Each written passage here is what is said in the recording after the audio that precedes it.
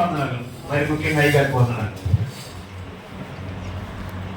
మంచిది పాట పాడి దేవుని భయపరిచిన సుధాకర్ గారికి ప్రభు నామంలో నేను వందనాలు తెలియపరుస్తున్నాం.